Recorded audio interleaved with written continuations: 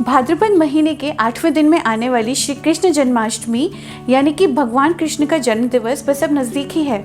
वैसे तो जन्माष्टमी को पूरे भारत में मनाया जाता है, पर उत्तर भारत और विशेषकर कि ब्रज में इसका विशेष ही महत्व है। और हो भी क्यों ना, ये भगवान कृष्ण की जन्मभूमि जो है, भले ही वो गुजरात में द्वारिका के राजा द्वारिकाधीश हों, या दही हांडी को तोड़ने वाले महाराष्ट्र के गोविंदा, या फिर पुरी में विराजमान भगवान जगन्नाथ हो, पर कृष्ण का बाल रूप तो ब्रज में ही है। और ये जन्माष्टमी उसी बाल रूप का ही सेलिब्रेशन है। जन्माष्टमी में कई जगह व्रत और उपवास करने की भी प्रथा है, और इस व्रत या उपवास का एक महत्वपूर्ण हिस्सा है भगवान को चढ़ाया जाने वाला नैवेद्यम या प्रसाद। सभी को पता है कि भगवान के बाल रूप को दूध, मक्खन और दूध से बनी हुई चीज़ें बहुत ही पसंद थीं, इसलिए जन्माष्टमी के प्रसाद में दूध से बने हुए प्रसाद की बहुत इंपॉर्टेंस है। फिर चाहे वो मलाई से बना हुआ मक्खन हो, दही से बना हुआ श्रीखंड, मेवे और मावा से बना हुआ पाग, या फिर पंजीरी और पंचामृत हो।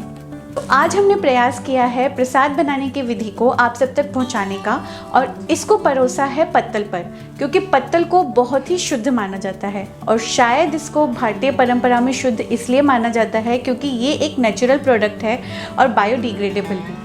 इस वीडियो में हम रेसिपीज़ तो देखेंगे ही, और साथ में कुछ इंटरेस्टिंग बातें भी जानेंगे कि देश के अलग अलग हिस्सों में जन्माष्टमी कैसे मनाते हैं। तो इस वीडियो को पूरा देखें। अब मेरे साथ प्रसाद की विधि को देखते हैं। प्रसाद की इन रेसिपीज़ को डेवलप किया है मेरी मम्मी ने। So let's start cooking.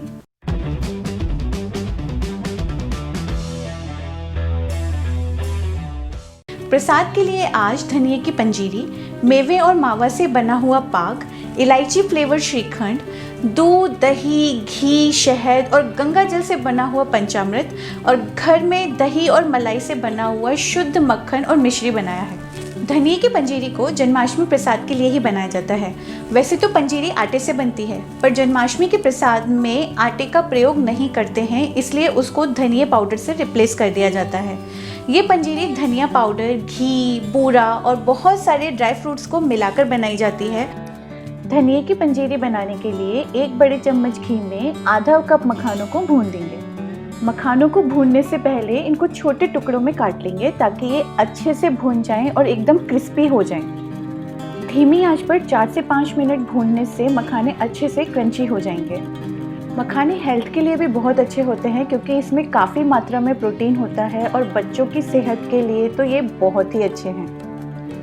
भूनने के बाद इसको एक बोल में निकालकर अलग रख लेंगे। और अब इस गरम कढ़ाई में ही 5-6 काजू के टुकड़े और 5-6 बादाम के टुकड़ों को भी रोस्ट करना है। भुने हुए ड्राई फ्रूट से पंजीरी में एक बहुत ही अच्छा फ्लेवर आता है। इसको लगातार चलाते रहें, और जब भी थोड़े से रोस्ट हो जाएं तो इसके साथ ही हम 2 बड़े चम्मच मगज के बीज और 1 चम्मच चिरौंजी को भी इसके साथ ही रोस्ट कर लेंगे। इसको तेज आंच पर रोस्ट ना करें, नहीं तो मेवों में थोड़ी जली हुई महक आने लगती है। और रोस्ट करने के बाद इसको भी मखानों के साथ ही निकालकर अलग रख लेंगे। अब आधा कप कसे हुए नारियल को भी धीमी आंच पर ही रोस्ट करना है। धीमी आंच पर भूनने से इसमें से एक बहुत ही अच्छा एरोमा आता है। इस पंजीरी में डलने वाली सभी चीज़ें बहुत ही पौष्टिक होती हैं, चाहे वो नारियल हो, मखाने हो या बाकी के ड्राई फ्रूट्स हों। और अब इस भुने हुए नारियल को कढ़ाई से निकाल लेंगे। कढ़ाई अभी गर्म है तो इसी में 2 बड़े चम्मच घी डालेंगे। उसको गर्म होने में ज़्यादा समय नहीं लगेगा। और इस घी में अब हमें 1 कप धनिया पाउडर को भूनना है। धनिया के पाउडर को अगर सही मात्रा में खाया जाए तो ये पाचन शक्ति को बढ़ाने के लिए और कोलेस्ट्रॉल को कम करने के लिए भी बहुत अच्छा है। पंजीरी के लिए हमें इसे लगातार चलाते हुए इसका कलर चेंज होने तक भूनना है, और बाकी की सभी चीज़ों की तरह इसको भी धीमी आंच पर ही भूनना है। इसको भूनने में कुछ 4 से 5 मिनट का समय लगेगा, और धीमी आंच पर घी में भूनने से इसमें एक अच्छा अरोमा भी निकलता है। और अब धीरे धीरे इसका कलर चेंज हो रहा है और ये धनिया अब भुन चुका है। भुनने के बाद इसको तुरंत कढ़ाई में से निकाल लेना है, नहीं तो ये नीचे से जल जाएगा। और अब एक बड़े बोल में भुना हुआ धनिया, नारियल, ड्राई फ्रूट्स को 1 कप चीनी के साथ मिलाएंगे, और 1/4 छोटी चम्मच इलायची भी ऐड करेंगे फ्लेवर के लिए।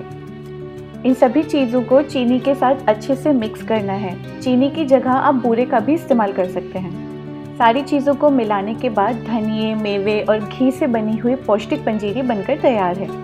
बिना अन्न और आटे से बनी हुई ये पंजीरी फलाहारी प्रसाद में बहुत ही महत्वपूर्ण है।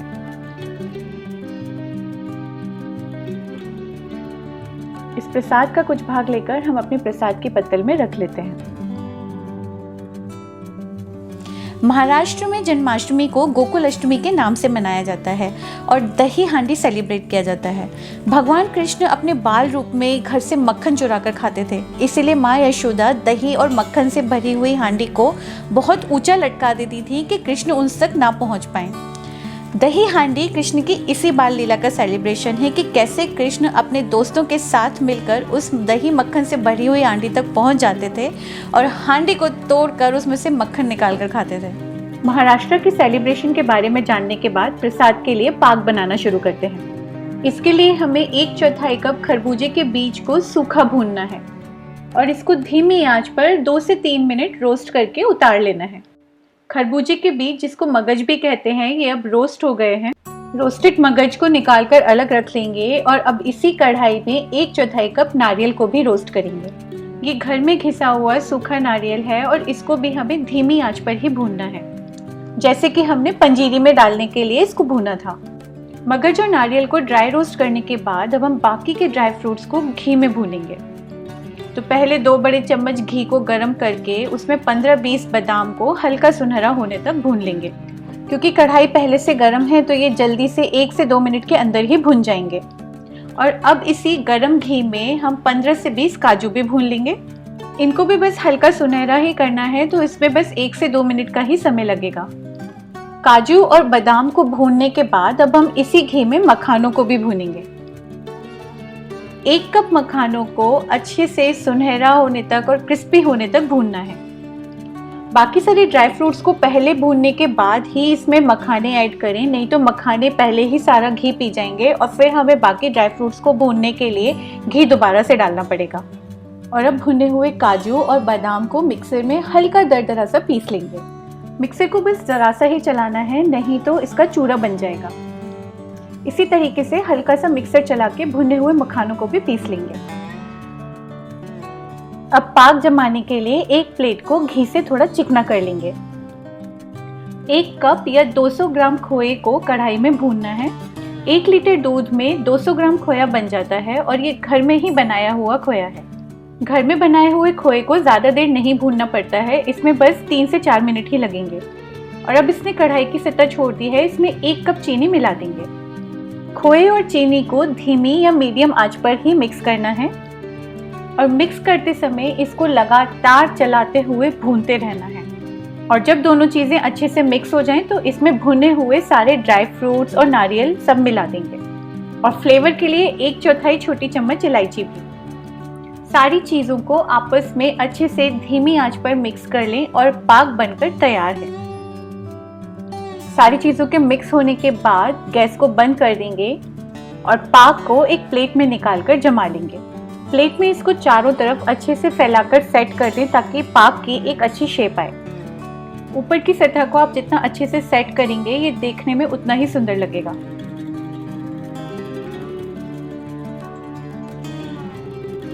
और अब इस गर्मा गर्म पाक में ही बर्फी की तरह कट लगाकर रख लें, क्योंकि ठंडा होने के बाद इसको काटना बहुत मुश्किल हो जाएगा। पर अभी इसको प्लेट से नहीं निकालेंगे, प्लेट से इसको ठंडा होने के बाद ही निकालेंगे। 2 घंटे में ये बर्फी की तरह जम जाएगा। तो अब प्रसाद के लिए पाक भी बनकर तैयार है और इसको भी अब हम पंजीरी के साथ अपनी पत्तल में रख लेते हैं। गुजरात में भी कृष्ण जन्माष्टमी जोर शोर से मनाई जाती है और यहाँ पर जन्माष्टमी से 1 महीना पहले से लोग कार्ड्स या ताश खेलना शुरू कर देते हैं, स्पेशली 3 पत्ती, और जन्माष्टमी वाले दिन इसको खेलना बंद कर देते हैं। इस अनोखे कस्टम के पीछे क्या रीज़न है, क्या कारण है, ये तो नहीं पता। अगर आपको पता हो तो हमारे साथ ज़रूर शेयर करें। तो अब गुजरात का प्रसिद्ध श्रीखंड बनाते हैं प्रसाद के लिए। श्रीखंड बनाना बहुत ही आसान है।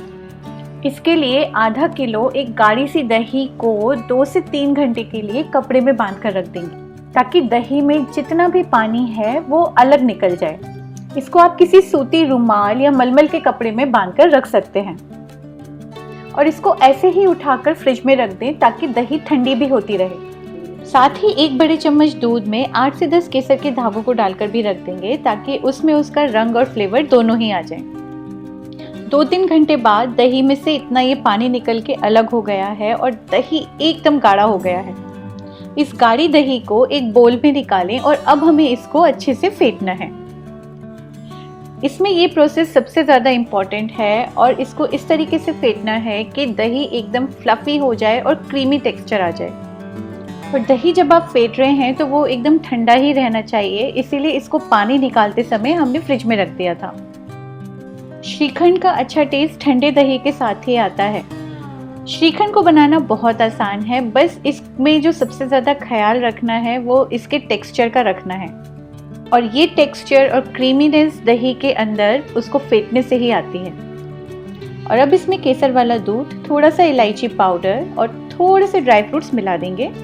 और इन सब चीज़ों को मिक्स करने के बाद इसमें हमें 4 बड़े चम्मच चीनी और मिलाना है। चीनी को पीसकर मिलाना है ताकि इसके दाने मुंह में ना आए और खाने में ये एकदम सॉफ्ट और क्रीमी लगे। तो अब ये श्रीखंड भी बनकर तैयार है। इसको ड्राई फ्रूट से सजाकर अपने प्रसाद के पत्तल में रख लेंगे।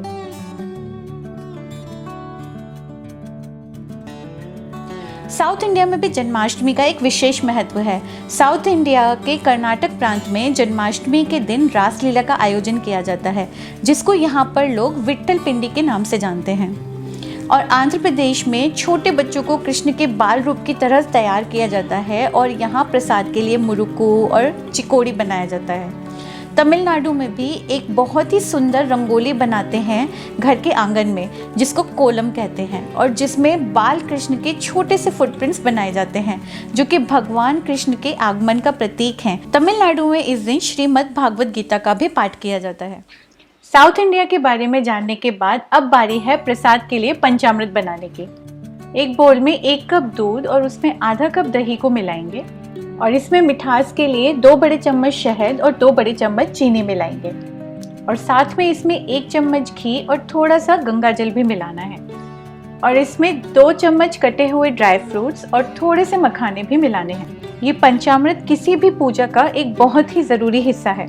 और अब इसमें 2-3 तुलसी के पत्ते भी मिला दें। और अब प्रसाद के लिए पंचामृत बनकर तैयार है। पंजीरी और पंचामृत दोनों ही प्रसाद का एक अभिन्न भाग हैं। और अब इस पंचामृत को भी हम अपनी प्रसाद के पत्तल में रख लेते हैं।